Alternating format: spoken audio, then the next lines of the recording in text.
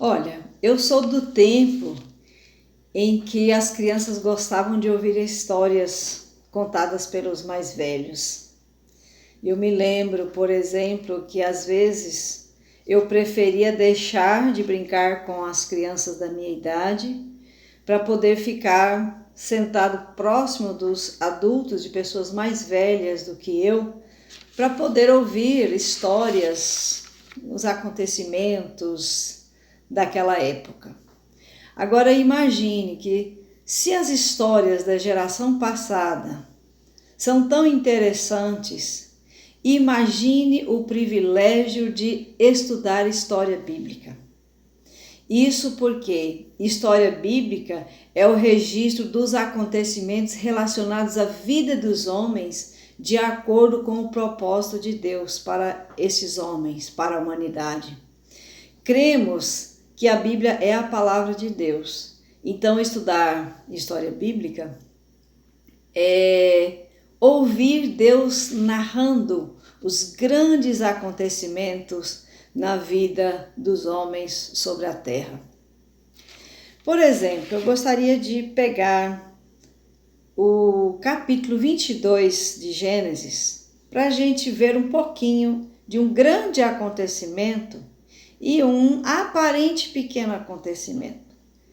O capítulo 22 de Gênesis fala a respeito de Deus dando uma ordem a Abraão, que era de oferecer o seu filho Isaque em holocausto, o filho da promessa.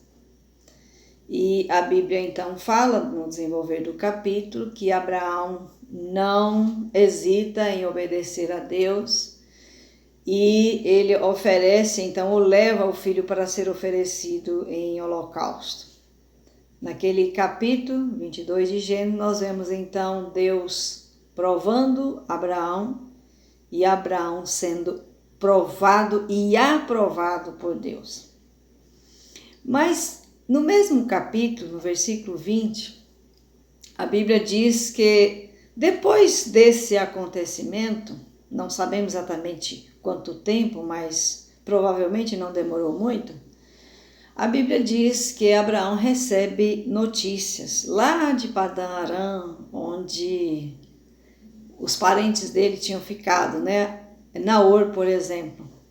E ele recebe a notícia no versículo 20, dizendo que Naor tinha tido filhos, tinha passado mais ou menos uns 50 anos, Naor tinha tido filhos, muitos filhos, e Naor já é avô, inclusive ele tem uma neta por nome Rebeca. Esses relatos mostrados aqui nesses versículos, né, para nós, nos ajudam a entender o que aconteceu.